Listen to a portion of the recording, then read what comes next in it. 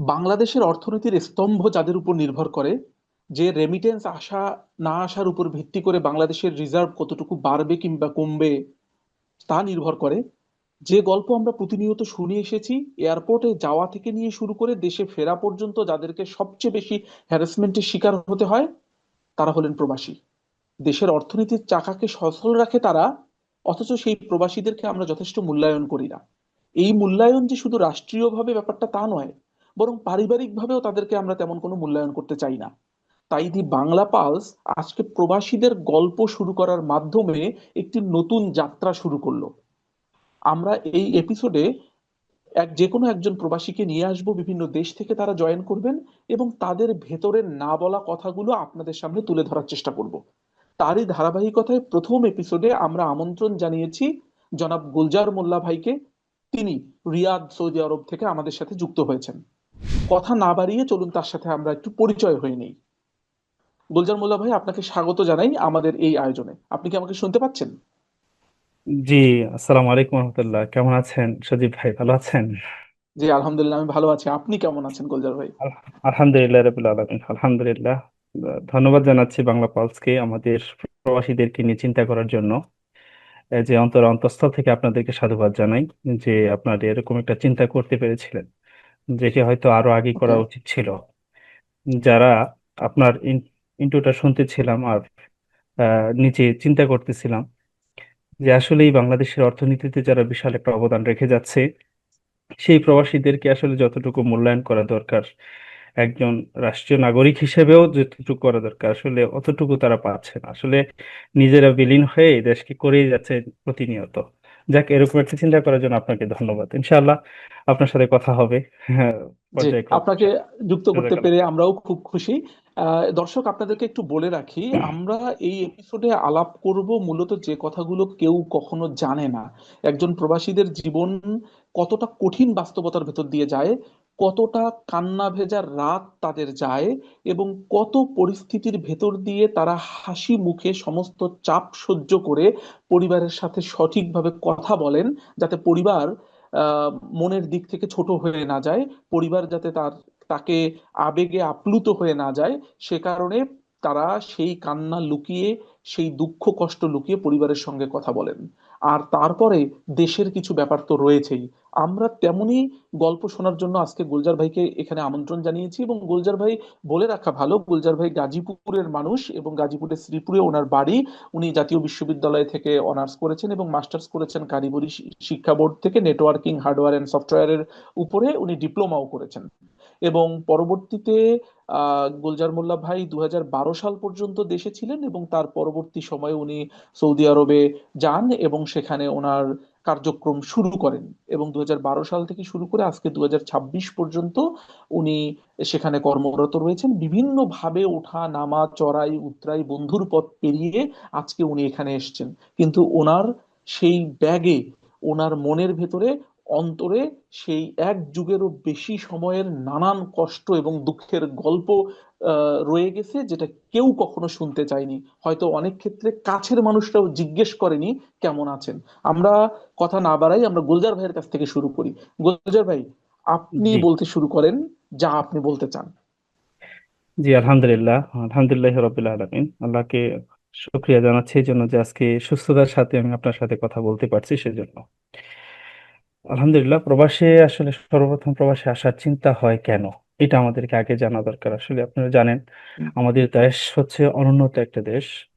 আপনার চাহিদা অনুযায়ী যে প্রাপ্তিটা সেটা অনেকাংশে দেয়া যায় না বলেই মানুষ তখন চিন্তা হুম। করে যে দেশ থেকে বাইরে যাওয়ার চিন্তা করে। এটা ওভারঅল চিন্তাটা কি আমি হুম। বলছি। আর আপনি জানেন বিশাল একটা বেকারত্বের গ্লানি বাংলাদেশে আছে, এটা আপনারা জানেন, এটা সবারই জানা থাকার কথা। তো এই বেকারত্বের গ্লানিটাকে অনেকে বোঝানোর জন্য বাইরে পাড়ি জমায়। তো আসলে চাহিদা অনেক থাকে, যখন প্রাপ্তি কম হয় তখনই মানুষ এটা করে আর কি। অনেক প্রাপ্তির একটা স্বপ্ন বনে নিজের মধ্যে যে আমি একটি উন্নত জীবন যাপন করতে চাই বা আমার পরিবারকে সুখে রাখতে চাই, এই চিন্তা করে প্রবাসে পাড়ি জমায়। আর আপনি জানেন বিশেষ করে আমাদের দেশে মধ্যবিত্ত বা নিম্ন মধ্যবিত্ত ফ্যামিলির লোকগুলোই সবচেয়ে বেশি প্রবাসে ইয়া করে, আসা যাওয়া হুম। করে আর কি। তো আসলে এক পরিবারের জন্যই মানে নিজেকে অনেকাংশে আমি মনে করি প্রবাসে পাড়ি জমানো মানে হচ্ছে নিজেকে এক প্রকার কারাগারে নিক্ষিপ্ত করে দেয়া। এ, আমি একেবারে মানে একেবারে শর্ট কথায় যদি বলতে হয়, তো এই চিন্তাটা করে কি জন্য? পরিবারকে ভালো রাখার জন্য। তারপরে জানেন বাংলাদেশে অনুন্নত একটা দেশ, এখানে প্রত্যেকটা রন্ধ্রে রন্ধ্রে মানে যারা বিদেশে আসবে তাদের বিশাল একটা দালাল চক্র, এই মানে প্রত্যেকটা ক্ষেত্রেই আপনার মানে এটা মানে মসৃণ একটা পথ না, একটা ভঙ্গুর একটা পথ। ঠিক আছে, ভিসা প্রাপ্তি, আপনি ভিসা হলো, ভিসা হওয়ার পরে অর্থের যোগান বিশাল একটা, আপনি জানেন।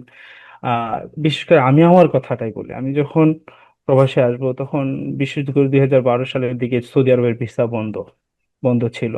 তো আমার বিদেশে আসাটাও ছিল এক প্রকার একটা ইয়ে, কারণ আপনি জানেন আমি বাংলাদেশে একটা প্রতিষ্ঠিত কোম্পানিতে আইটি ইনচার্জ হিসেবে ছিলাম। তো জবটা খুব ছোট ছিল না, একেবারে মোটামুটি ভালোই ছিল, হুম। স্ট্যান্ডার্ড মানের ছিল। তো এরকম একটা চাকরি ছেড়ে দিয়ে আমাকে দেশে তৎকালীন সময় এবং সবকিছু মিলিয়ে খাপ খেতে পারতেছিলাম না বিধায় আমাকে প্রবাসে পাড়ি জমাতে হয়েছিল। তো দেখা গেছে আমি তো মধ্যবিত্ত ফ্যামিলির ছিলাম, যে আমাকে তখন আসতে প্রায় 9 থেকে 10 লক্ষ টাকা লিখেছিল সৌদি আরবে আসতে। তো এই টাকাটা যোগান দেওয়াটা কিন্তু প্রচুর পরিমাণে আমাকে কষ্ট করতে হয়েছে। আর আপনি জানেন সহযোগিতার হাতটা সবাই সবার জন্য বাড়িয়ে দেয় না, এই জন্য অনেক অনেক কষ্ট করতে হয়। আর বিশেষ করে এরকমও হয়েছে নিজেদের যারা অতি আপনজন, যারা অনেক মোটামুটি সমাজে প্রতিষ্ঠিত, এই আপনজনরাও তখন অনেক সময় নিজেকে মানে পরিচয় দিতে চায় না, যে না আমার যদি এখন আমি তার সাথে মিশতে যাই তাহলে আমাকে তাকে কিছু করে দিতে হবে। মানে রিয়েল ফ্যাক্ট হচ্ছে এটা এখন আমাদের। বাস্তবতা। তো একদম। তারপর তো হচ্ছে দালালের প্রতারণা, তো এটা আপনি জানেন কি পরিমাণে হয়, আজকে না কালকে, কালকে না পরশু। মানুষ, আপনি জানেন, লোন করে, লোন করার পরে যখন ভিসা হবে হচ্ছে, মেডিকেল হয়ে গেল, টিকিট হচ্ছে হচ্ছে না, এরকম করে 1 মাস 2 মাস 6 মাস যখন একটা মানুষ যখন এর মধ্যে পড়ে, পেরেশানির মধ্যে পড়ে, তখন কিন্তু আর তাকে মানে সে আর সুস্থ থাকতে পারে না, তখন দেশে থেকেই সে অসুস্থ হয়ে পড়ে এই চিন্তায়। যাই হোক, আলহামদুলিল্লাহ অনেক কিছুর পরে আমরা পাড়ি জমাই, আসি, বিদেশে আসি আসলে। আসার পরে দেখা গেছে যে এই আমার যে বিশেষ করে আমাকে যিনি আনছেন সৌদি আরবে, আমি তার কথা, আমার কথাটা আমি বলতেছি। আনার পরে দেখা গেল যে আমি, আমার স্পন্সর হচ্ছে রিয়াদের, আমাকে নিয়ে যাওয়া হলো, যিনি দালাল তিনি নিয়ে গেলেন আমাকে এখান থেকে প্রায় 900 কিলোমিটার দূরে।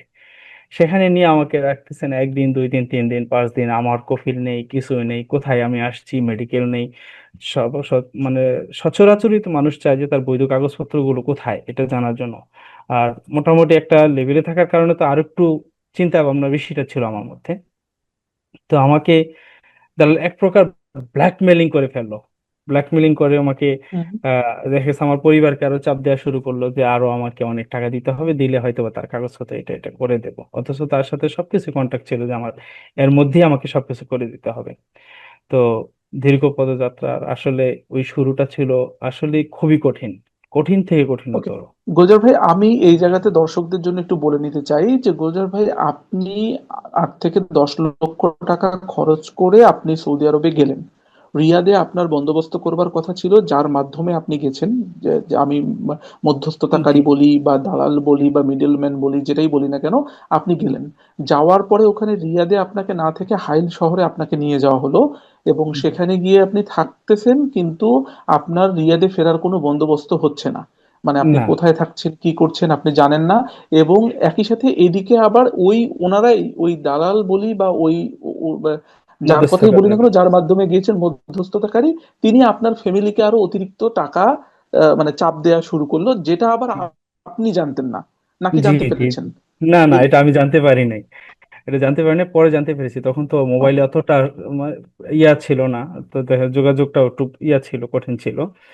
তো যাই হোক, তারপরে দেখা গেছে যে আপনি জানেন একজন প্রবাসী দেশে যখন আসে তখন বাংলাদেশ থেকে কিন্তু খুব মানে অনেক পরিমাণ পয়সা কিন্তু সাথে করে নিয়ে আসতে পারে না, টাকা করে সাথে করে নিয়ে আসতে পারে না। তো স্বভাবতই সে তখন অসহায় হয়ে পড়ে, অন্যের উপর নির্ভরশীল হয়ে পড়ে অনেকটা। তো এরকম তো আমি, এরকম আমি যার সাথে রুম শেয়ার করি তখন আমার যার সাথে থাকতে দিল, তো তার কাছে কথা বলতে বলতে একটা সময় সে আমাকে বোঝার চেষ্টা করলো যে আসলে আপনি খুব সমস্যায় আছেন, তো কি করতে পারি। আমার ইন্টারভিউ কাজের, আমার হওয়াটা, আমি পুরো ভাবলাম যে না, এখানে বেকার বসে থাকাটা মানে হচ্ছে বোকামি, আমি প্রবাসে আসছি, আমাকে একটা সময় গিয়ে দাঁড়াতে হবে কোনো একটা না কোনো জায়গায়। তো এর চিন্তায়, তো সে রঙের কন্ট্রাক্টর, সে রঙের কাজ করে। তো বাড়ি ভাড়া নেই, মানে ইয়া করে ওইটাতে রং করার জন্য সে কাজ করে, লোক দিয়ে কাজ করায়। তো সে আমাকে বললো, ভাই আপনি তো আপনি কি যাবেন কিনা আমার সাথে? আমি বলছি ঠিক আছে চলেন। আমার সৌদি আরবের প্রথম কাজ শুরু হয় রঙের কাজ দিয়ে। তো সারাদিন রঙের কাজ করে রঙের ওয়াল ঘষতে ঘষতে ঘষতে ঘষতে তো দেখা গেছে সেদিন প্রচন্ড জ্বর, 2 থেকে 3 দিন আমি জ্বর থেকে উঠতে পারি নাই। যাক আলহামদুলিল্লাহ। তো হুম, দেখা গেছে যে এইভাবে স্টার্ট হয়েছে। তারপর আমি চিন্তা করলাম যে 7-8 দিন পরে চিন্তা করলাম যে আমাকে এইভাবে বসে থাকলে আমি শুধু মানে হুম, বসেই থাকতে হবে, সে আমাকে কিছু করে দেবে না। এই নতুন মানুষ, ওই যে ভাই আমার সাথে ছিল, যে রঙের কাজ দিয়েছিল একদিন আমাকে, সে পরে বললো ঠিক আছে আমি আপনাকে আহ, রিয়াদের আমি বাস ধরিয়ে দেই, আপনি রিয়াদে চলে যান, সেখানে গিয়ে আপনি আপনার স্পন্সরকে খুঁজে বের করেন, তাহলে হয়তো বা আপনার কাগজপত্রটা খুব সহজ হবে, আপনি যার মাধ্যমে আসছেন সে আপনাকে এই কাগজপত্রগুলো করে দেবে না।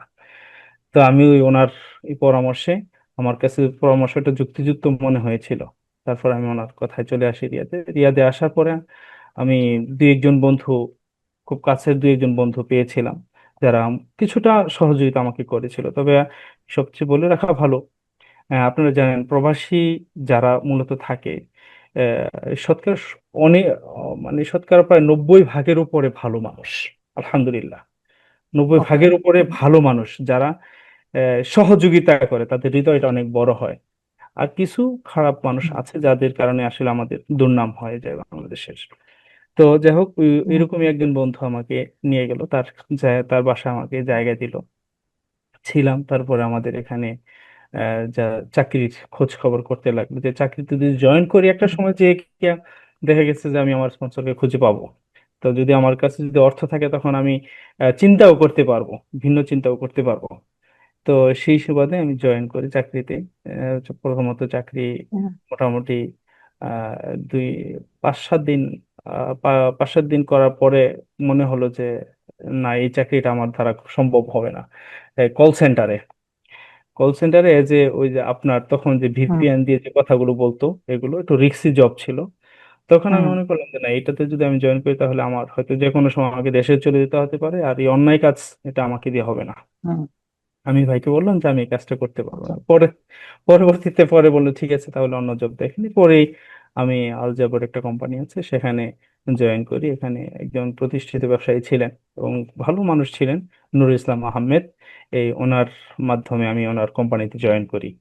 ওনার কোম্পানিতে জয়েন করার পরে মোটামুটি একটা জায়গায় আমার যাওয়া উনি উনি আমাকে স্পন্সর খুঁজে দেওয়ার ব্যাপারে যথেষ্ট পরিমাণে কষ্ট করেছিলেন এবং সর্বশেষ উনি সফল হয়েছিলেন।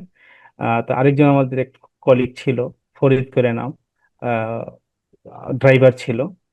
তো সেই মোটামুটি আমাকে নিয়ে পুরা রিয়াদ হুম, কোথায় আছে, কোন কোন অফিসগুলো বাংলাদেশে ভিসা এই মুহূর্তে প্রসেসিং করতেছে, এরকম একটা লিঙ্ক ধরে পরে গিয়ে আমি আমার মক্তবটা খুঁজে পাই, মানে অফিসটা খুঁজে পাই।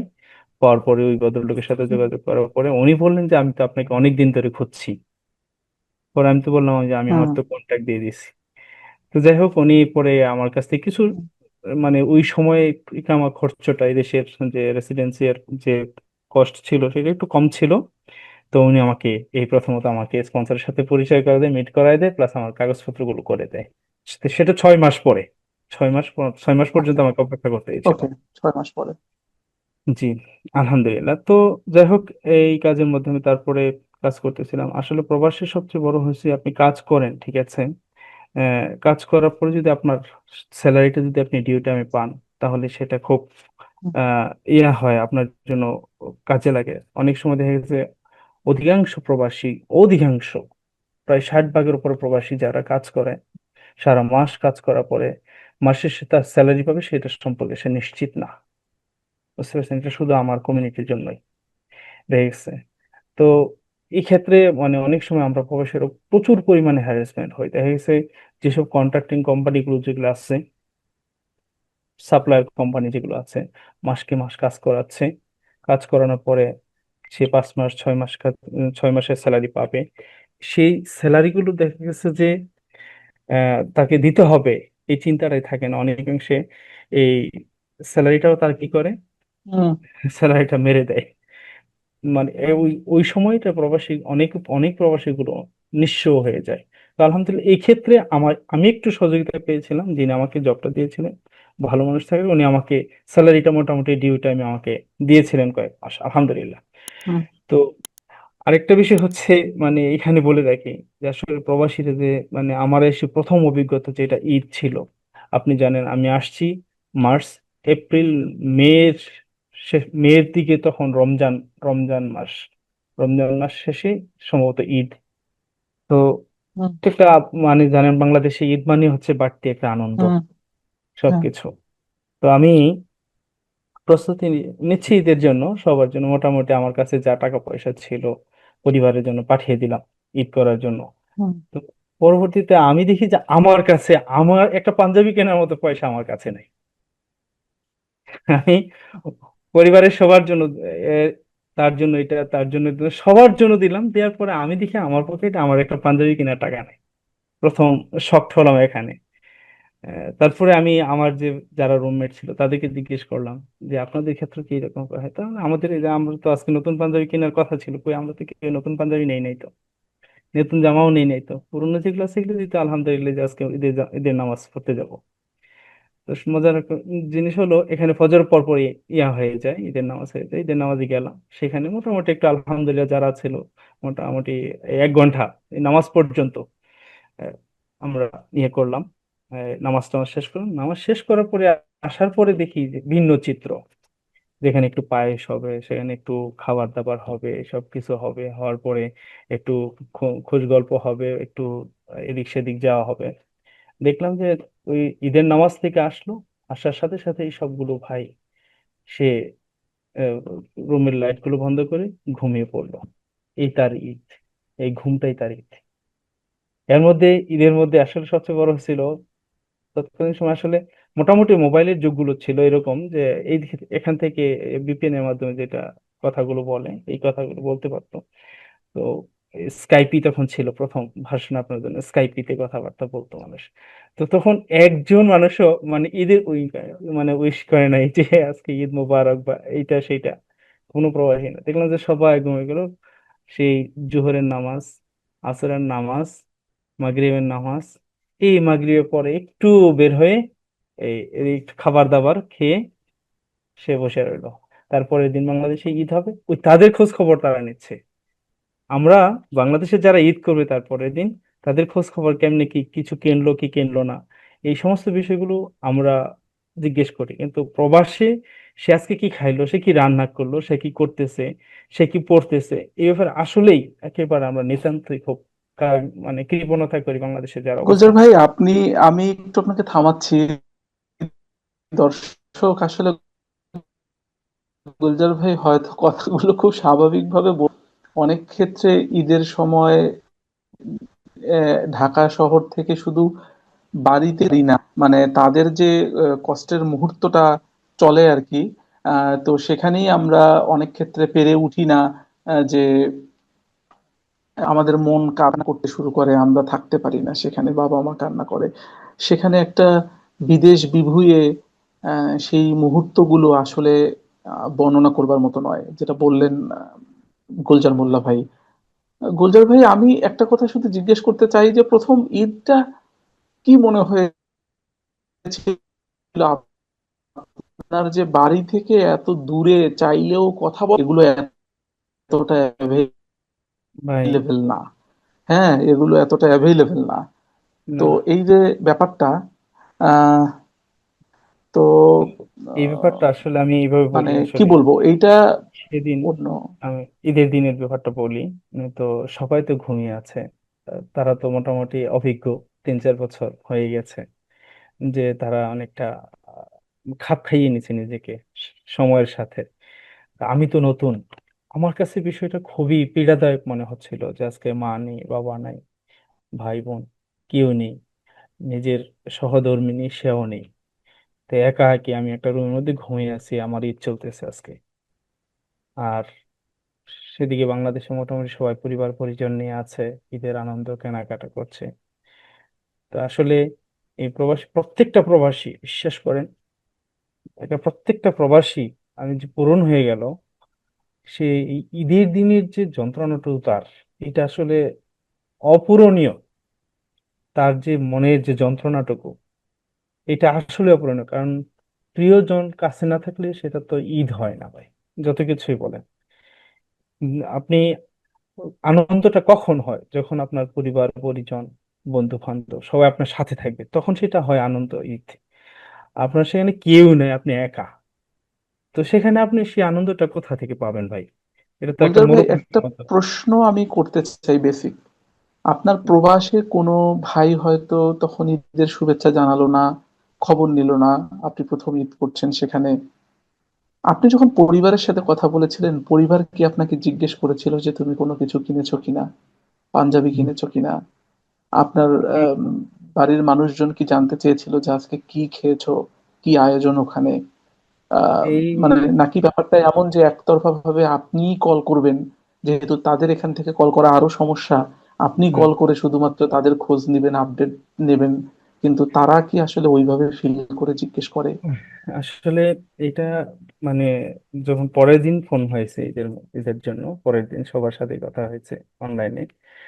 তো পরের দিন আমি জিজ্ঞেস করছি, আমাকে অনেকে মানে বিশেষ করে ওয়াইফ তো একটু জিজ্ঞেস করে, আর একটা কিউরিয়াসিটি থাকে। কারণ আমার যত কিছুই হোক, পিতা মাতা ওয়াইফ, তিনটা মানুষ কিছুটা হলেও চিন্তা করে তার প্রবাসী যিনি আছে তাদেরকে নিয়ে, এবং জিজ্ঞেস করছে। তো আমরা সচরাচর ওইভাবেই বলে দিই আর কি। আসলে যদি ওই যে একটা চাপা কষ্ট থাকে, ওই আমার কষ্টটাকে কারোর সাথে ভাগ করি না, যদি আমার কষ্টের কারণের জন্য তাদের ইটটা মাটি না হয়ে যায়। সেজন্য দেখা গেছে যে অনেক সময় কষ্টটাকে বুকে চাপা দিয়ে রেখে হাসি মুখে বলে দিলাম যে এখন যেটা বলতেছি, যে না আলহামদুলিল্লাহ আমরা সবই নিয়েছি, সবই খেয়েছি। তো মোটামুটি আমরা আচ্ছা এই আচ্ছা। আনন্দ করেছি। আসলে সেটা আমরা পরিবারকে কখনোই বুঝতে দেই না, আমরা কষ্টে আছি, ভালো আছি, সুখে আছি, দুঃখে আছি, এটা বুঝতে দেয় না পরিবারকে। আজকে পর্যন্ত না এটা। এটা যত প্রবাসী যত পুরনোই হোক আর নতুন হোক, তার কোনো কষ্টটাই পরিবারের সাথে খুব বেশি একটা শেয়ার করে না। 100 ভাগের 90 ভাগও শেয়ার করে না। 10 ভাগ যদি শেয়ার করে, সেটা নিয়েও দেখা গেছে পরিবার অনেকটা উদ্বিগ্ন থাকে। এটা আপনি বুঝতে পারতেছেন। তারপরে আপনি আরেকটা বিষয় আমি যেটা বলি, এটা শুধু আমার ক্ষেত্রে না, মানে সবার ক্ষেত্রে, প্রবাসীদের, প্রবাসীরা আয় করে, আলহামদুলিল্লাহ প্রচুর পরিশ্রম করে তারা। আর বিশেষ করে আমার দেশের লোকগুলো, আলহামদুলিল্লাহ এরকম, যে লোকটা বাংলাদেশে কোনো কিছুই করতে পারে না, সে প্রবাসী আসার পরে সে বুঝতে চেষ্টা করে, মানে বুঝে ফেলে যে আমাকে কিছু একটা করতে হবে, নতুবা আমার পরিবার ভালো থাকবে না। তখন সে তার সামনে যে কোনো কাজ পাবে, সেই কাজটা সে সাদরে গ্রহণ করে। একজন ক্লিনার আপনি চিন্তা করেন, সে যে কাজগুলো করে, এই কাজগুলো সচরাচর বাংলাদেশে আপনি বলেন তো কোনো মানুষ করবে কিনা? যারা আমাদের দেশে যারা ক্লিনিং সেকশনে কাজ করে, আপনি তাদের অবস্থা দেখেন, ওরা কোন শ্রেণীর। আর এখানে নিম্ন উদ্যোবিত্তরা আসে, আসার পরে কিন্তু আহ ওই কাজগুলা তারা যে ওই কাজগুলো তারা সাদরে করে ফেলতেছে। এবং আপনি আরো অবাক হবেন, এখানে দেখা গেছে যে অনেক সময় যারা এই সেকশনে কাজ করতেছে, যখন আমরা জিজ্ঞেস করি ভাই আপনি কি অবস্থা, পরিবার কি খবর, পরিবার ভালো আছে, পড়াশোনা কতটুকু করছেন, অনেকে বলে আমি intermediate pass, degree pass, SSC pass. তো হুম, এই ভাইটাও মানে একে পরিবারের চিন্তা করে, পরিবারের কথা চিন্তা করে সেই নিম্নমানের কাজ, মানে ক্লিনিং সেকশনের কাজটাও করতে হুম, সে কখনো কষ্ট বোধ করে না, নিজে কষ্ট অনুভব করে না। আমি এরকম করে জিজ্ঞেস করেছি, ভাই আপনি তো আলহামদুলিল্লাহ ভালো একটা জব করার কথা ছিল, করতে পারতেন, তো আপনি তো সেটা করছেন না, আপনি এই কাজ করছেন, আপনার কাছে কেমন লাগে? কই ভাই, আমার এটা করতে হবে, না করলে আমার হুম, পরিবার ভালো থাকবে না। আসলে মূলত পরিবারকে হুম, মানে ভালোবাসে বলেই সেই সব বিসর্জন গুলো দিয়ে যায়, কোরবানি গুলো করে যায়। আমার একটা অভিজ্ঞতা, সরাসরি বাস্তব একটা অভিজ্ঞতা আমি বলি। এটা আমি কৃতজ্ঞ মানে ইয়া নেব না, মানে আমি আমার ক্রেডিট নিব না। সেখানে আমাদের, আমি যেখানে কাজ করি সেখানে একজন ক্লিনার আহ আসছে। অনেক দিন হয় কাজ করতেছে। তো আমি একদিন তার চেহারা, তার চলাফেরা, তার কথাবার্তা সবকিছু আমাকে দেখে একটু অন্যরকম লাগতো, অথচ সে ক্লিনার। আমি তাকে পর ডাক দিয়ে বললাম, ভাই তুমি কেমন আছো, কি অবস্থা, কি কি করো, কোথায় বাড়ি? উনি বলল, সব বিস্তারিত বললো। বললো যে আমি পড়াশোনা কতটুকু করছে, সে বললো যে আমি মাস্টার ডিগ্রি পাস। সে মাস্টার ডিগ্রি পাস, সে ক্লিনিং সেকশনের কাছে। আমি বলছি তুমি এই কাজে কেন আসলা? সে বললো যে ভাইয়া আমি তো অনুপায়। এখন আমি যদি এই কাজটা না করি তাহলে আমাকেও না খেয়ে থাকতে হবে, আমার পরিবার না খেয়ে থাকতে হবে। আমি এতগুলো টাকা লোন নিয়ে আসছি, সেই লোনের বোঝা আমার পরিবারের মাথায়। দেখা গেছে যে আমার পরিবার নিঃস্ব হয়ে যাবে যদি আমি এই কাজগুলো না করি। তাহলে পরিবার উঠে যাওয়া মানে হচ্ছে আমার দেশ উঠে যাওয়া ভাই। মূলত পরিবারের জন্য প্রবাসীরা কাজ করে না। একটা প্রবাসী, একটা পরিবার ভালো আছে মানে দেশ ভালো আছে। ওই পরিবারটা আমার যদি প্রত্যেকটা পরিবার যদি ভালো থাকে তাহলেই তো দেশ ভালো হয়, দেশ সলভেন্ট।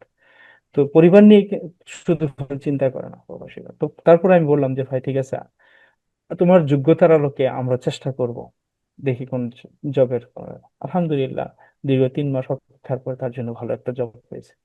এখন আলহামদুলিল্লাহ সে solvent, ভালো আছে। তো একদম এই গুলজার ক্ষেত্রে ভাই, উঠে আমার আসছে। কিছু, জি, আমার কিছু কঠিন প্রশ্ন আছে। কঠিন প্রশ্ন বলেন। যাবার আগে আমি একটু আম, দর্শকদের উদ্দেশ্যে বলে নিতে চাই। দর্শক আসলে অনেক কথা আছে, প্রবাসীদের জীবনের অনেক ভেতরের অনেক গল্প আছে, যেগুলো আমরা কখনো এক্সপ্লোরই করিনি। আমরা অ্যাটলিস্ট তার গল্পটা শুনতেও চাইনি।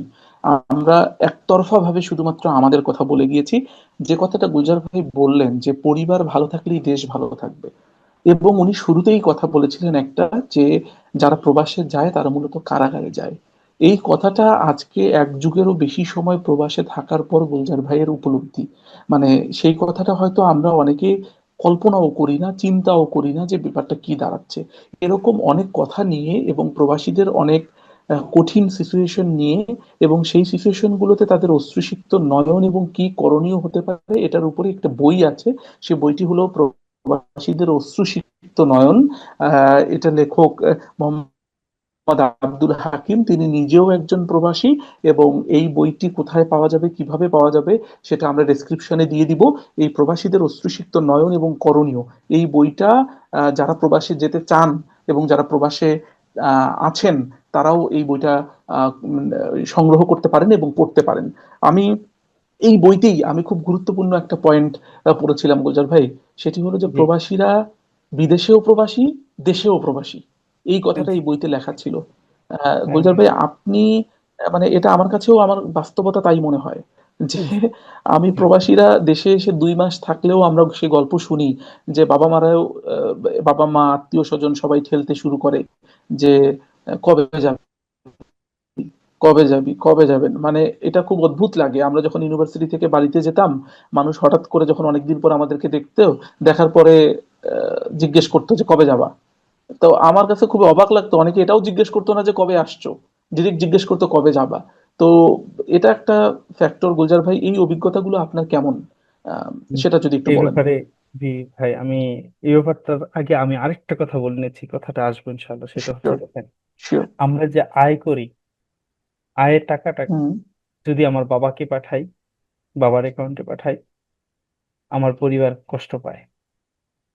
আমার পরিবারের কাছে পাঠাইলে আমার বাবা কষ্ট পায়। এই যে সমন্বয়, মানে নাই। ঠিক আছে, যদি খুব কঠিন, বাবার খুব কঠিন। অ্যাকাউন্টে টাকাটা দেই তাহলে উনি যদি সেটা ব্যয় করে, পরিবারের কাজে ব্যয় করবে। একজন প্রবাসী হিসেবে আমি কত টাকা আমি আমার বাবাকে দিলাম, দেওয়ার পরে এই টাকাটা উনি কোথায় খরচ করছে আপনি যদি এটা জিজ্ঞেস করেন তাহলে আপনি মহা অন্যায় করে ফেলেছেন। মানে আপনি টাকা দিতে পারবেন, আপনি সেটা জানতে পারবেন না যে কোথায় সেটা ব্যয় হয়েছে, খরচ হয়েছে। মানে সবচেয়ে কষ্টকর বিষয় যেটা, পরিবারের, আপনি অধিকাংশ প্রবাসী, অধিকাংশ প্রবাসী এই কষ্টে মানে আসলে আছে। যে দেখা গেছে যে উনি 1 লক্ষ টাকা দিল পরিবারের কাছে, ঠিক আছে, পরিশ্রমের পরেই কিন্তু টাকাটা আসে। প্রবাসের টাকা কিন্তু উড়ে আসে না। মানে গাছ আছে সেখান থেকে ছিঁড়ে ছিঁড়ে প্রবাসীরা টাকা দেশে পাঠায় না, তাদের রক্ত ব্যয় করে কষ্টার্জিত অর্থগুলোই বাংলাদেশে পাঠায়, রেমিটেন্স করে। দেখা যাচ্ছে সেই টাকাটা সে কি করলো, এটা যদি আপনার পরিবারে কাউকে জিজ্ঞেস করে যে আপনি টাকাটা কি করছেন, মানে এই প্রশ্নটা করার সাথে সাথে সে মনে করেন যে এই পরিবারের শত্রুতে পরিণত হয়ে গেল। এটা তারা ভালোভাবে নেবে না।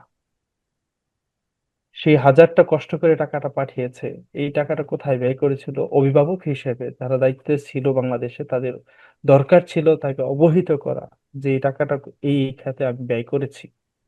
এই যে একজন প্রবাসী জানতে, মানে যদি জানে যে তার টাকাটা এই খাতে অর্থ ব্যয় হচ্ছে, খেয়ে ফেলছে, পুরো টাকাটাই খেয়ে ফেলছে, সমস্যা নেই, এই খাতে আমি খাইছি টাকাটা, এটাও যদি জানে, তারপর প্রবাসীর একটা সান্ত্বনা থাকে যে হ্যাঁ ঠিক আছে, আমার টাকাগুলো এখানে ব্যয় হচ্ছে। আপনি সেটাও যদি না জানেন, আপনি এই কষ্ট কোথায় রাখবেন? এটা আমার ব্যক্তিগত জীবন হয়েছে, এটা আমার ব্যক্তিগত জীবনে উপলব্ধ। তারপরে আরেকটা বিষয়, সবচেয়ে মারাত্মক বিষয় যেটা হচ্ছে, আপনি যখনই প্রবাসে আসবেন, তখনই আপনি একটি অঘোষিত চোর হিসাবে আসবেন বিদেশে। এখন বলতে পারেন ব্যাখ্যাটা কি? কেমন? অঘোষিত চোর হচ্ছে এটা, আপনি আপনার স্ত্রীকে একটা টাকাও দেননি, আপনার পিতামাতা সে চিন্তা করে নেবে যে হ্যাঁ, আপনি একটা বিশাল একটা অংশ আপনার স্ত্রীকে দিচ্ছে নিজের টাকা করা, নিজে ব্যাংকে জমা রাখার জন্য, ঠিক আছে? অথবা বলবে যে, নিজের পরিবার বলবে যে আপনি আপনার শ্বশুরের অ্যাকাউন্টে টাকা দিচ্ছেন, ওইখানে আপনি ব্যাংক ব্যালেন্স করছেন, পরিবারকে কোনো কিছুই দিচ্ছেন না। শ্বশুর শাশুড়ি বলবে যে সমস্ত টাকা বাবার অ্যাকাউন্টে দিচ্ছে, দেয়া এই পরিবারটা আমার মেয়ের জীবনটাকে নষ্ট করে দিচ্ছে, ধ্বংস করে দিচ্ছে। মেয়েও নাই, টাকাও মেয়ের জামাইও নাই, টাকাও নাই। আপনি বুঝতে পারছেন, উভয় সংকটে হচ্ছে প্রবাসীরা। এই জন্য মানে যখন একজন প্রবাসী বিদেশে আসবে, কারাগারে মানে কারাগারে তো প্রথমত ঢুকে এক, দ্বিতীয়ত সে অঘোষিত বা একটা চোর হিসেবে আসে। চোর কিভাবে? এই যেভাবে যে চুরি করে বউকে টাকা দেয়, চোর চুরি করে শ্বশুরকে টাকা দেয়, শ্বশুর বলবে হয়তো পুরো টাকাটাই পরিবারকে দিয়ে দিচ্ছে, দিয়ে আমার মেয়ের জীবনটাকে শেষ করে দিচ্ছে। আপনি বুঝতে পারছেন কি একটা সংকটের মধ্যে প্রবাসীর অবস্থান করছে।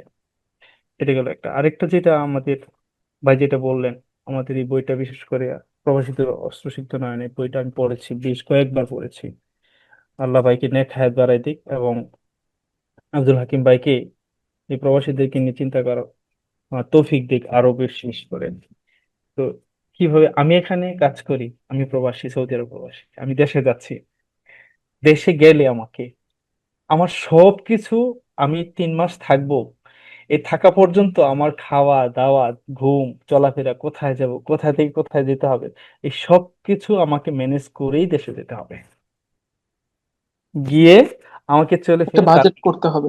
বাজেট করতে হবে, বাজেট করতে হবে। বাংলাদেশে যারা অবস্থান করছে, যে আমি যাওয়ার পরে একটা টাকা সেখান থেকে দিবে, দিয়ে আপনাকে বলবে যে ঠিক আছে, এই টাকাটা আপনি ব্যয় করেন আপনার ব্যক্তির জন্য।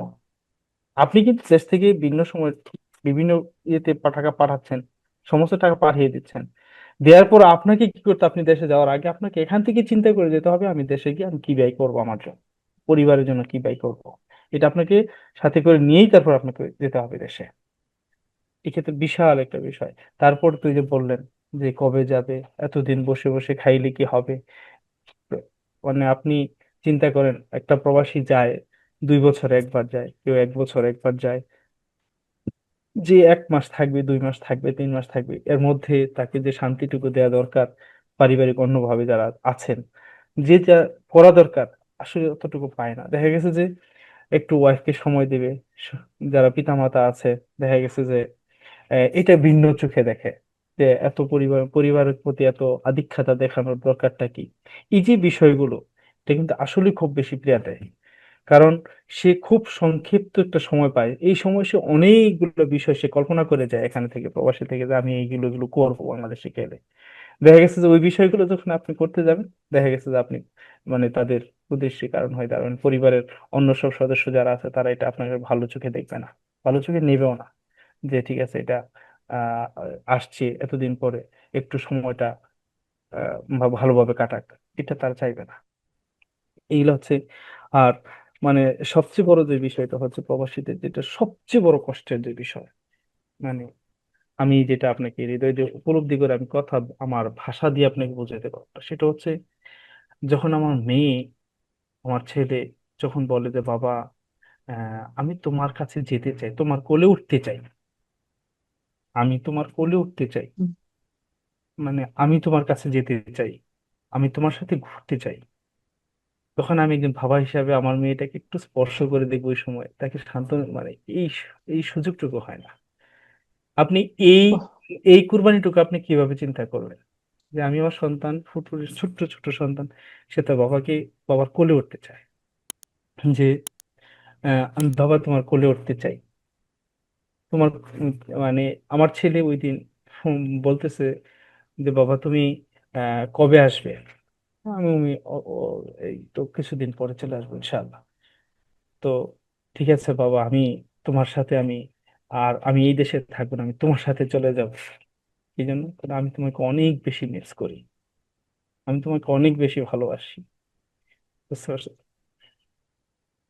একটা কথা মনে পড়ে গেল গুলজার ভাই, আসলে মানে ঘুমিয়ে আছে শিশুর পিতা সব শিশুরই অন্তরে, হুম। কিন্তু সেটার স্পর্শ থেকে মানে এটা অন্যরকম একটা ব্যাপার। মানে আমি নিজে আপ্লুত হয়ে যাচ্ছি, নিজেদেরও তো এখন সন্তান আছে, এই ব্যাপারগুলো আসলে বুঝি। অফিস থেকে ফিরতে একটু দেরি হ্যাঁ, হলেই যে অবস্থা হয়। বাচ্চারা গেলে, বাসায় গেলে কি অবস্থা করে বাবা সব। আর আপনারা জানেন বাচ্চাদের স্বপ্নটাই কিন্তু বাবা কেন্দ্রিক হয়ে যায়, আপনি দেখেন হ্যাঁ, প্রত্যেকটা সন্তান বাচ্চা বাবা কেন্দ্রিক একদম হয়। আর একদম। সবচেয়ে বেশি মানে এটা হচ্ছে যে প্রবাসী সন্তানগুলো অন্য সব যেভাবে কেয়ার করা দরকার ছিল, যে ঠিক আছে এই ওনার বাবাটা নেই, পরিবারের আদার্স যে সদস্যরা যে সহানুভূতিটুকু পাওয়া দরকার ছিল, এটা তারা অনেকাংশে পায় না। বুঝতে পারছো? অনেকাংশে পায় না। দেখা গেছে যে তখন একটা বিষয় হয়, তারা মানসিকভাবে অনেকটা ভারাক্রান্ত হয়ে যায়, কিন্তু এই সন্তানগুলো মানসিকভাবে অনেক সময় ভারাক্রান্ত হয়ে যায়, ছোট হয়ে যায়, তাদের মনটা ছোট হয়ে যায়। বাবা যদি পাশে থাকে, সে হোক না যেই হোক, সেটা হোক না সে প্রতিবন্ধী কোন একটা বাবা, বাবা পাশে থাকাটাই মানে বিশাল কিছু। এটা এটা আপনি ইয়ে করে শেষ করতে পারবেন না, ব্যাখ্যা করে শেষ করতে পারবেন না। একদম। সেই জন্য আসলে এই ব্যাপারটা আমি মনে করি শুধু এই কোরবানিটুকু অনেক। এই যে আমার ঈদ চলে গেল, আমি আমার একটা বাচ্চাকে মানে একটু স্বাভাবিক যে আদরটুকু করে সেটাও আপনি করতে পারলেন না, তার কপালে একটা চুমু খাওয়া দরকার ছিল সেটাও আপনি করতে পারলেন না। সে যাচ্ছে বাস এটুকুই, সে নতুন জামা পড়ছে, ঈদের মসজিদে যাচ্ছে, ঈদের জামাতে যাচ্ছে, আপনি এইটুকু একটা ছোট্ট একটা ক্লিপ দেখলেন, এতে আপনার এই তৃপ্তিটুকু নিয়ে প্রবাসীরা বেঁচে আছে। আমরা বেঁচে গুলজার আছি। ভাই, আমি আমি আমার কিছু আত্মীয় স্বজনকে রিসিভ করার জন্য এয়ারপোর্টে গিয়েছি বেশ কয়েকবার, এবং বিদায় দিতেও গিয়েছি। তো যখন তারা ফেরে মধ্যরাতে 3টা 4টা 5টার দিকে ফ্লাইটে যখন তারা ল্যান্ড করে, তারপর থেকে আমি অনেক ব্যাপার দেখেছি গুলজার ভাই, যেটা আমার কাছে খুবই আশ্চর্যজনক লেগেছে। এতদিন গল্প শুনতাম, কিন্তু বাস্তবে দেখার সুযোগ হয়েছে। সেটি হলো যে আহ মানুষকে রিসিভ করার চাইতে লাগেজ রিসিভ করার ধান্দা বেশি থাকে। ঠিক, এটা তো বিশাল মানে জিনিস। এইখানে তো বলে শেষ করা যাবে না। আপনি দেখেন প্রবাসী, একজন প্রবাসী আপনার ধরেন তার পরিবারের 10 জন সদস্য, সে 10 জন সদস্যের জন্য একা ক্রয় করে, যাই পারে ছোটখাটো যাই কিছু ক্রয় করে, ক্রয় করে করে নিয়ে যায় দেশে। ঠিক আছে, রিসিভ করলো যতটুকু না, যখন বাড়িতে গেল, যখন এই লাগেজ গুলো যখন খোলে, তখন তার এই হুম, ভালোবাসা, সে যে জিনিসটাই নিক সেটা তার ভালোবাসার একটা হুম, বহিঃপ্রকাশ। আর যে হাদিয়াটা যত ছোটই হোক না কেন, সেটা ভালোবাসার একটা জি, বহিঃপ্রকাশ। এই হুম, ভালোবাসাটুকু ভালোবাসাটুকু যদি আপনার হুম, যারা আছেন দেশে তাদের অধিকাংশেরই মনোভূত হয় না ভাই, তখন এটা এরকম একটা তাচ্ছিল্য এরকম হয়ে যায়, এইটা কি আনছে মানে, এটা যে এভাবে গ্রহণ করা উচিত ছিল যে এটা আমার জন্য, সে সুদূর প্রবাস থেকে সে কষ্টার্জিত সম্পদ ক্রয় করে মানে ক্রয় করে ক্রয় করে নিয়ে আসছে আমার জন্য, কিনে আনছে আমার জন্য। আমি জিনিসটা সাদরে গ্রহণ করে আমি তাকে উৎসাহিত করি। বিশ্বাস করেন, শতকরা 80 ভাগ মানুষ এটাকে নিরুৎসাহিত করে, মানে এত পরিমাণে কষ্ট দেয়।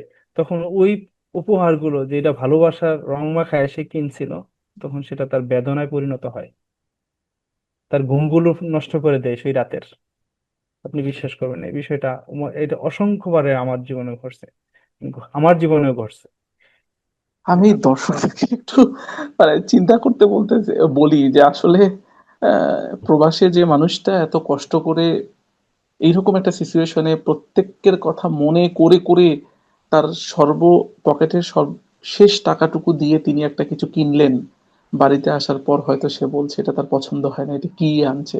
মানে এইটা ওই প্রবাসীকে বা যে কোনো মানুষকে এটা কি পরিমাণ বেদনা দিতে পারে বা কি পরিমাণ কষ্ট দিতে পারে, এটা যারা এই সিচুয়েশনে পড়েন নাই তারা আসলে এই ব্যাপারটা বুঝতে পারবেন না, কোনো দিক থেকে বুঝতে পারবেন না। আজকে যে গুলজার ভাই এই কথাগুলো বলছে, প্রায় এক যুগেরও বেশি সময়, 13 বছর উনি, 13-14 বছরের কাছাকাছি উনি আহ ইয়েতে থেকে, প্রবাসে থেকে উনি এই কথাগুলো যে একটা কনক্লুশন ড্র করছেন, এটা খুব বাস্তবতা, এই বাস্তবতাকে অবজ্ঞা করবার সুযোগ নাই। আমি গুলজার ভাই, আমরা আহ, শেষ পর্যায়ে চলে আসতেছি অনুষ্ঠানের। আমি একটু জানতে চাইবো যে এই কঠিন সিচুয়েশন গুলোতে প্রথম দিকে তো 2012, 13, 14, 15 পর্যন্ত তো যোগাযোগের ব্যবস্থা অত বেশি ছিল না। আমরা 17 বা 18-র পর থেকে হয়তো অ্যাভেলেবেল, আমরা ইমোতে যোগাযোগ করি, হোয়াটসঅ্যাপ করি, বা আমরা মেসেঞ্জারে কথা বলি। এটা একটা সুবিধা হলো, ইন্টারনেট চলে আসলো সব জায়গাতে। এর আগের যে যোগাযোগ ব্যবস্থা, যেখানে কিনা টাইম মিনিট ক্যালকুলেশন করে এত টাকা খরচ হয়ে যাচ্ছে, এভাবে আমরা কথা বলতাম। তো সেই জায়গাগুলোতে আমি একটু আপনার স্ত্রীর ভূমিকাটা জানতে চাই, যে ওনারা কিভাবে আসলে আপনাকে দেখেছেন, বা কিভাবে আপনার পাশে ছিলেন, বা এই যে আপনার একজন মানে একটা ছেলে একটা মেয়ে, আল্লাহ রহমতে, সেই ব্যাপারটা যদি একটু বলেন। আমার আলহামদুলিল্লাহ, আমার আমার প্রথম সন্তান আসে 2016 সালে। হুম। এর আগে আমার সন্তান ছিল না। তো শুধু ওয়াইফ ছিল। তো দীর্ঘ সময় আমাকে আল্লাহ সন্তান দেননি। এরকম 2000, ওকে। আপনি জানেন 2006 সালে আমি বিয়ে করেছি। 2006 থেকে 2016, 10 বছর আমাকে আল্লাহ সন্তান দেন। তো এই 16 সালে আগ পর্যন্ত আসলে দেখা গেছে যে তখন আমাদের মফস্বলে, আমাদের গ্রামের বাড়িতে সে থাকতো, কারণ আমি চলে আসছি এখানে, সে শহরে থাকাটা তার পক্ষে পসিবল ছিল না, সে গ্রামের বাড়িতে থাকতো। আমার গ্রামের বাড়ি থেকে শহরে আসতে হতো তাকে কথা বলার জন্য। শহরে এসে দেখা গেছে যে 20 মিনিট কথা বলতো, 20 মিনিট কথা বলে তাকে 500 টাকা দিতে হতো তখন। 20 মিনিট কথা বলতো তখন স্কাইপিতে, 500 টাকা দিতে হতো। তো দেখা গেছে এটা সপ্তাহে একদিন হতো তখন। ওই যেদিন কথাটা বলতাম, যেদিন দেখা হতো সবার সাথে, কথাবার্তা হতো, ওই দিনটা মনে হতো যে এই যে আজকে আমার মানে খুশির দিন। নিজের মধ্যে একটা মনের ঢেউ খেলতো যে না, আজকে আমি আমার ওই পরিবার দিনই পরিজন, আপনার ঈদ আসলে। হ্যাঁ ওই দিনটাই আমার ঈদ। যেদিন আমি আমার পরিবারকে দেখতে পারবো, একটু কথাবার্তা বলতে পারবো, কেমন আছে কি আসে বিষয়টা। আসলে ওইগুলা আসলে বিশাল একটা মানে অভিব্যক্তি। দেখ আলহামদুলিল্লাহ, এখন তো মোটামুটি সবকিছু অ্যাভেলেবেল হয়ে গেছে এখন। আহ সবসময় যোগাযোগের মধ্যে থাকে। তবে আমি যে বিষয়টা আমি একটু মানে বলতে চাই, সেটা প্রবাসীরা আমরা অনেক ক্ষেত্রে ভাই সাফারার। আপনি দেখেন, আমরা যদি কোনো সমস্যায় পড়ি প্রবাসে, এই সমস্যাগুলো যেভাবে সলভ করা দরকার, বিশেষ করে আমাদের গভর্নমেন্টের পক্ষ থেকে যে ধরনের যতটুকু পাওয়া দরকার, সাপোর্ট পাওয়া দরকার, এই সাপোর্ট গুলো আমরা পাই না এম্বাসি থেকে, অনেকাংশেই পাই না। ঠিক আছে, আমাদের পাসপোর্ট প্রার্থী, আমি আমার একটা কথা বলি, আমি বাংলাদেশে গিয়েছিলাম 2015 সালে, আমার একটা পাসপোর্ট সমস্যা হয়ে গিয়েছিল। তো ডিপ্লোমেসিতে আমার ডুপ্লিকেট হয়েছিল, ফিঙ্গারটা। এই ফিঙ্গার ডুপ্লিকেট হওয়ার কারণে আমার পাসপোর্টটা দিতে তারা গড়িমসি করতেছিল, যে আমার প্রবাসে আমার ভিসার মেয়াদ শেষ হয়ে যাচ্ছে, আমি আসতে পারবো কি আসতে পারবো না, এরকম একটা অনিশ্চয়তার মধ্যে আমাকে ফেলে দিয়েছিল। দেওয়ার পরে অনেক স্ট্রাগল করে বিশাল একটা অ্যামাউন্ট দিয়ে, টাকা পয়সা দিয়ে তারপর আমাকে সেটাকে বের করে আসতে ছিল। এই হ্যারাসমেন্ট গুলো, একজন প্রবাসী হিসেবে আমি, তৎকালীন যে দায়িত্বরত ছিলেন যিনি পাসপোর্ট অফিসে, সে আগারগাঁও আমি গিয়েছিলাম, সেখানে আমি বলেছিলাম যে এই হ্যারাসমেন্ট গুলো যদি আপনারা না করতেন, আমার এই দেশ আজকে যেখানে দাঁড়িয়ে আছে সেখান থেকে আরো 100 বছর আগায় যেত। যদি আজকে খালি আপনারা এই হ্যারাসমেন্ট গুলো যদি বন্ধ করে দিতেন। আপনি সেটা কি, আমি ডুপ্লিকেসি দিচ্ছি, আমি আমি আমার এটা তো হিডেন করি নাই। আমি আমাকে পরবর্তীতে যেটা দিয়েছেন সেই পাসপোর্টের আলোকে আমি সেটা করতে গেছি। এটা আপনি শুধু জাস্ট সিম্পলি নিলে এটা হয়ে যেত, কিন্তু সেটাও আপনি করলেন না। দেখা গেছে আমাকে বিশাল একটা অ্যামাউন্ট অর্থদণ্ড দিয়ে তারপর আমাকে সেটা করতে হয়েছে। এই ক্ষেত্রে একটা, তারপরে দেখা গেছে যে আমরা স্ট্রাগল করি ভাই, বিশ্বাস করেন। এই বাংলাদেশ যতগুলো বাংলাদেশি প্রবাসী বহির্বিশ্বে অবস্থান করতেছে, আমার সাথে সবাই একমত হবে, আমরা সবাই বাংলাদেশকে ভালোবাসি এবং কলিজা দিয়ে ভালোবাসি। আমাদের ভালোবাসার ওজন মনে হয় কোনো পাল্লা দিয়ে শেষ করতে পারবে না। তো এই ভালোবাসা আমরা চেষ্টা করি যে আমার দেশ, আমার পরিবার, আমার পরিজন কিভাবে ভালো থাকবে।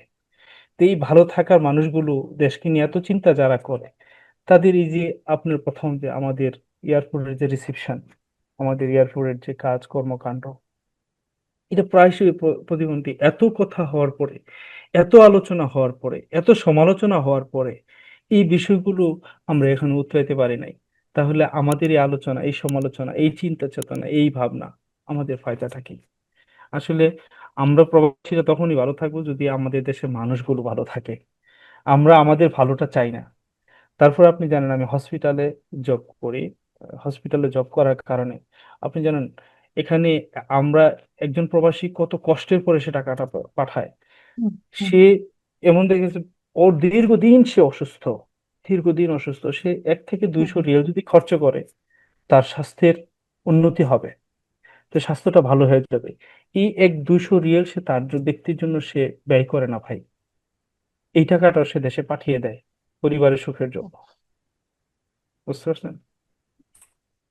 হাতের আঙ্গুল কেটে ফেলছে, হাতের আঙ্গুল কেটে গেছে, কিন্তু মানে কেটে গেছে, আঙ্গুলটা কেটে ফেলতে হবে। এই আঙ্গুলটাকে আর কাটার জন্য আপনার কিছু টাকা লাগবে, খুব বেশি টাকা লাগবে না। দেখছি এই আঙ্গুলটু কাটাতে যে টাকাটা লাগবে সে চিন্তা করতেছে এই টাকাটা যেহেতু আমার পরিবার রয়েছে, আমার ছেলেটা তো এখানে ভর্তি হয়েছে, আমার ছেলেটাকে সেখানে টাকাগুলো প্রয়োজন, সে এটাকে মানে এইভাবে রেখে দিয়ে দেখা গেছে টাকাটা তার দেশে পাঠিয়ে দিয়েছে। বাস্তব আমার সামনেই ঘটনাগুলো হয়েছে। এই প্রবাসীরা আসলে তখনই আসলে সুখে থাকে যখন শোনে যে আমার পরিবারটা ভালো আছে, আমার অর্থগুলো যেখানে গেছে অর্থগুলো সুন্দরভাবে পরিচালনা হচ্ছে। আর আপনি এখন যেটা ভয়াবহ ব্যাধি হিসেবে আমাদের সামনে আসছে সেটা, যে আমরা যে টাকাগুলো প্রবাসীরা আমাদের পরিবারের কাছে পাঠাই, অধিকাংশ যে বিষয়গুলো যেগুলো ঘটছে, পরকীয়ার জন্য গঠিত যেসব বিষয়গুলো ঘটছে, এটা খুবই দুঃসহ বেদনাদায়ক। আপনি বিশ্বাস করেন একজন প্রবাসী সারা জীবনের কষ্টার্জিত টাকাগুলো নিয়ে উনি আরেকজনের পথ ধরে চলে যাচ্ছেন, এটা উনি ওনার বিবেক দিয়ে কি কখনো চিন্তা করছেন? করেন নাই, আমার মনে হয় করেন নাই। তারপরে দেখা গেছে যে বাবার নামে টাকাগুলো পাঠাইছে, সারা জীবন টাকা পাঠানোর পরে সেই টাকাগুলো দিয়ে সম্পদ করছে, দেখা গেছে যে সেখানে সেই প্রবাসীর অংশটুকুই নাই। দেখা গেছে যে যেই বাড়ি তার টাকা দিয়ে করা হয়েছে সেই বাড়ির আহ, বাড়িতে গিয়ে তার অংশটাই সে বুঝে পায় না। তার ছোট তার বড় যারা আছে তারা অংশ করে নিয়ে গেছে, সে তারপর থাকতে থাকে করে করে আলাদা বাড়ি করে। তো এই কষ্টগুলো আসলে আমরা প্রবাসীরা সবসময় করে যাচ্ছি। আসলে আহ, মানে ওই যে বলছি যে প্রবাসীদেরকে এরকম মনে হয় যেন তারা অন্য কোনো গ্রহের কোনো একজন মানুষ, এই গ্রহের কেউ না। একদম। ঠিক আছে?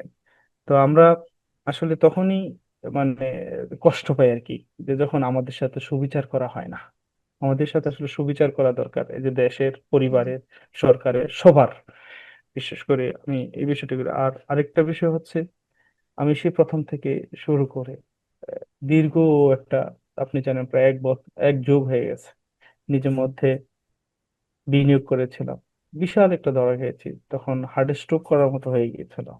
আমি আমার পরিবারকে জানতেও দেইনি আমি কি করেছি, কত টাকা আমি এখানে ক্ষতিগ্রস্ত হয়েছি না বলে আমি আস্তে আস্তে নিজেকে আবার সামলিয়ে সামনে এগোনোর চেষ্টা করেছি। অধিকাংশ প্রবাসীর জীবনে এই ঘটনাগুলো নিত্যনৈমিত্তিক ঘটতেছে। তারা তাদের এই কষ্টগুলো তার পরিবারের সাথে কখনোই শেয়ার করে না ভাই। আরেকটা যে বিষয়, সর্বশেষ যে বিষয়টা শেষ করে ফেলবো, যদি এই কষ্টগুলো করেই তারা আস্তে আস্তে আস্তে আস্তে একে একে একে একে আলহামদুলিল্লাহ তারা একটা সাফল্যের পর্যায়ে যায়। তো পর্যায়ে যাওয়ার পরে সে নিঃস্বার্থভাবে করে যায়। দেশে যাওয়ার পরে যে বিষয়টা হয়, যে যদি একসাথে সে চলে যায়, তার জন্য পরিবারের পক্ষ থেকে একটা সুন্দর, সাথে সে যদি সলভেন্ট ভাবে চলতে পারে একটা কাজ তৈরি করে রাখা, তার একটা ব্যবসা বাণিজ্য অথবা তার জন্য এমন কোনো কিছু করে রাখা যাতে সে সেটাকে অবলম্বন করে সে তার জীবনটা শেষ করতে পারে, সেটা আমি আহ্বান রাখবো আমাদের বাংলাদেশের যারা আছেন পরিবার পরিজন তাদেরকে, যে প্রত্যেকটা প্রবাসীর জন্য যেন প্রত্যেকে প্রত্যেকে নিজের নিজ নিজ নিজ জায়গা থেকে যেন চিন্তা করে। আর বিশেষ করে আমি এটা বলি শেষ করব, সেটা হলো যে প্রবাসীরা কখনো নিজের জন্য চিন্তা করে না, যেহেতু আপনাদের জন্য চিন্তা করতেছে সেহেতু আপনাদের দায়িত্ব এবং কর্তব্য হচ্ছে প্রবাসীদেরকে নিয়ে চিন্তা করা। আর সর্বোপরি আমাদের জন্য দোয়া করা, যেন আমরা প্রবাসে আছি, আল্লাহ যেন আমাদের নিরাপদে রাখে, সুস্থতার সাথে রাখে, হুম, এবং আমরা যেন আবার আপনাদের মাঝে ফিরে আসতে পারি, ফিরে যেন আবার আমাদের পরিবারজনের সাথে সময় দিতে পারি। জি ভাই, আমি একদম। গুলজার ভাই, আমি আপনাকে অসংখ্য ধন্যবাদ জানাই, আপনি এতক্ষণ আমাদেরকে সময় দিয়ে এই কথাগুলো বললেন। আমি দর্শক শ্রোতাদের উদ্দেশ্যে একটু বলতে চাই, আসলে বাস্তবতা হলো আমি আমার ব্যক্তিগত জীবনেও আমি অনেককে চিনি যারা কিনা দীর্ঘ সময় দেশের বাইরে আছেন, কিন্তু দেশে ওনারা আসছেন নিয়মিত বিরতিতে, এসে কিছুদিন থাকছেন আবার চলে যাচ্ছেন, তো অনেক বয়সও হয়ে গেছে। আমি দেশে আসতে বললে অনেক ক্ষেত্রে হয়তো বা আমরা যখন কাছের মানুষেরা বলি, অনেক ক্ষেত্রে হয়তো আসার সুযোগ হয় না। আবার কেউ কেউ মানে সত্যিকার অর্থে আমার কাছে মনে হয় হয়তো আসতেও চান না, কেননা কারণ যে সিস্টেমের ভেতর দিয়ে উনি গেছেন বা যে কষ্টের ভেতর দিয়ে গেছেন দেশের ভেতরে, হয়তো সেটা তিনি খাপ খাওয়াতে পারবেন না। হয়তো বা তিনি যে আশা নিয়ে এটা করেছিলেন বা পরিবার পরিজনকে যা উন্নত করার চেষ্টা করেছিলেন, ভালো জীবন যাপনে রাখার চেষ্টা করেছিলেন, সেটাও হয়তো সেই মাপের হয়নি জন্য উনি, আমি মনে করি ওনার কান্না লুকোতেই উনি আবার ফেরত যান, এবং সেই ব্যাপারগুলো উনি কাউকে কখনো বলেন না। এটা তো আম, এবং আমি দর্শকদেরকে বলি, দর্শক আমরা চেষ্টা করব প্রতি সপ্তাহে অথবা মাসে অন্তত পক্ষে দুদিন আমাদের এই প্রবাসীদের গল্প, এই সেগমেন্টটা এবং এই এপিসোডগুলো পরিচালনা করতে। প্রতি বৃহস্পতিবার রাতে আমরা বাংলাদেশ সময় 8টা থেকে 9টার ভিতরে আমরা এই এপিসোডগুলো আপলোড করব। আপনাদের মনে অনেক কথা আছে, অনেক গল্প আছে, অনেক কান্না লুকোনো আছে, এর চেয়েও কঠিন কঠিন বাস্তবতার মুখোমুখি আপনারা হয়েছেন, সে কথাগুলো আপনারা বলতে চান, আপনাদের প্ল্যাটফর্ম দরকার। আমরা দি বাংলা পালস আপনাদেরকে সেই সুযোগটা দিতে চাই।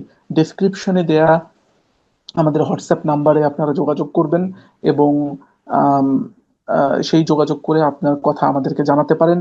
আর যে কথা বলেছি, যদি প্রবাসীদের অশ্রুসিক্ত নয়ন, আব্দুল হাকিম ভাইয়ের যে লেখা বইটা, সে বইটার লিঙ্কও আপনারা সেই ডেসক্রিপশন বক্সে পেয়ে যাবেন। এবং আস্তে আস্তে আমরা প্রবাসীদের এই কথাগুলো তুলে ধরতে চাই। গোলজার মোল্লা ভাই আমাদের সাথে এতক্ষণ যুক্ত ছিলেন সৌদি আরবের রিয়াদ থেকে।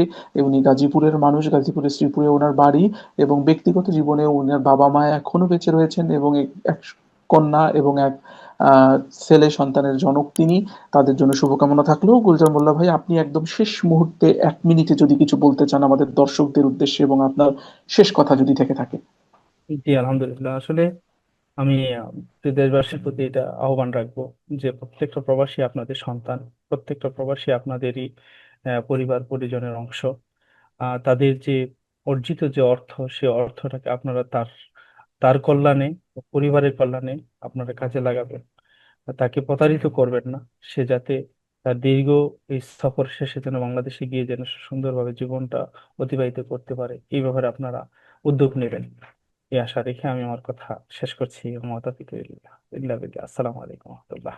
ধন্যবাদ সবাইকে, ধন্যবাদ কুলজামুল্লাহ ভাই। আমরা আজকের অনুষ্ঠান এখানেই শেষ করছি। যারা আমাদেরকে দেখছেন তারা কমেন্ট করে আপনার মন্তব্য জানাতে পারেন, এবং সাবস্ক্রাইব করে আমাদেরকে আরো বড় হওয়ার সুযোগ দিন, এবং আমাদের ব্যাপারে গঠনমূলক সমালোচনাও আপনারা জানাতে পারেন কমেন্টে, এবং আমাদেরকে মেইলও করতে পারেন। সবকিছু ডিসক্রিপশন বক্সে দেওয়া থাকবে।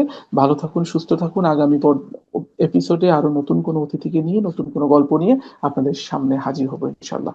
আসসালামু আলাইকুম, ধন্যবাদ সবাইকে।